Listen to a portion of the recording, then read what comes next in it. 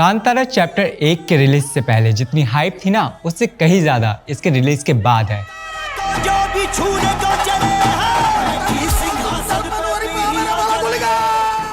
कांतारा का craze audience में कुछ ऐसा है कि इसकी तारीफ करते लोग थक ही नहीं रहे हैं। इससे पहले जब महाअवतार नरसिम्हा आई तो उसका भी लोगों में अलग ही क्रेज था।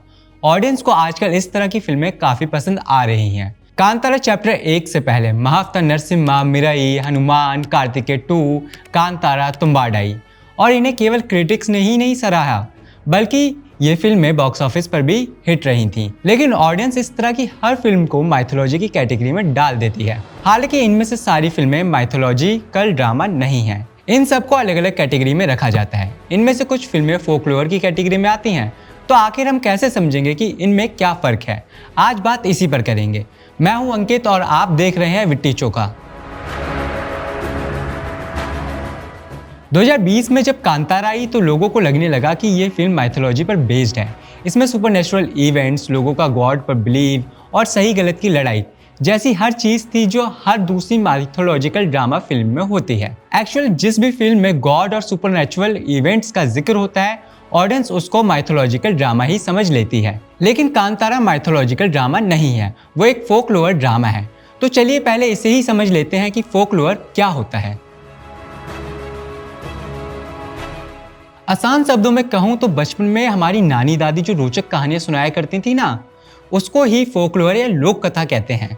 और जब इन कहानियों को फिल्म के रूप में पर्दे पर उतारा जाता है तो इन्हें फोकलोर ड्रामा कहते हैं। इसमें लोकल कल्चर, सुपरनेचुरल इवेंट्स और कभी कभार देवी देवताओं का भी जिक्र होता है, बिल्कुल 2018 में आई तुम्बाड की तरह। जी हाँ, तुम्बाड भी एक फोकलोर ड्रामा है। और जब हम कांतारा देखते हैं तो उसमें भी यही सब देखने को मिलता है, लोकल कल्चर, सुपरनेचुरल इवेंट्स और तमाम तरह की ऐसी ही चीज़ें। कांतारा के अलावा बुलबुल, अलादीन, घोस्ट स्टोरीज, पहेली, विक्रम बेताल भी फोकलोर का ही हिस्सा है। हालांकि बॉलीवुड में तो मैड डॉग फिल्म्स ने जो हॉरर यूनिवर्स क्रिएट किया है वो भी काफ़ी हद तक फोकलोर कहानियों पर ही बेस्ड है। और यही वजह है कि हम इस तरह की कहानियों से कनेक्ट करते हैं। तो अब सवाल है, फिर माइथोलॉजिकल ड्रामा किसे कहेंगे? हाल ही में एक फिल्म आई थी महाअवतार नरसिम्हा, काफ़ी हिट रही।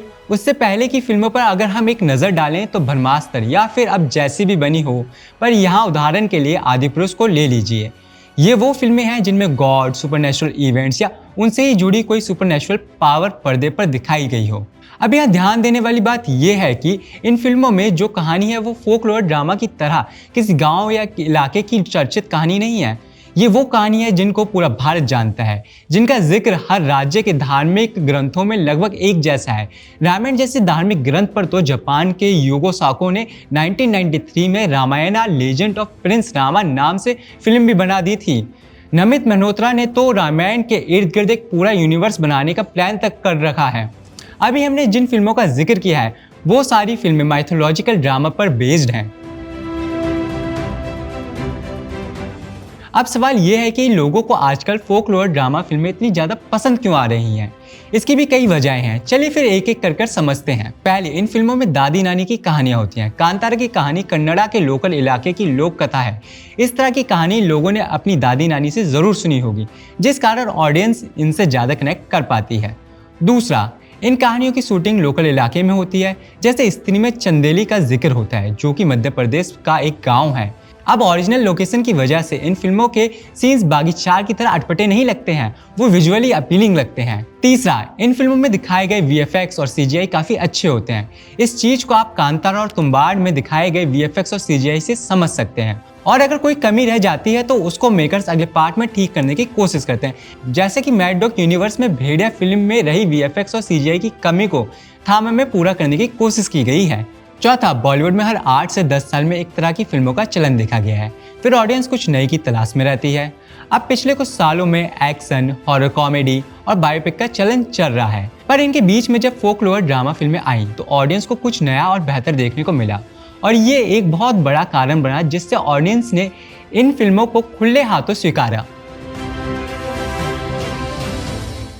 कुछ साल पहले तक फोकलोर ड्रामा साउथ में ही बन रहा था, लेकिन अब बॉलीवुड में भी इस जॉनरे ने जोर पकड़ा है। ऐसे में आप हमें कमेंट करके बताइए कि बॉलीवुड को किस फोकलोर कहानी पर फिल्म बनानी चाहिए।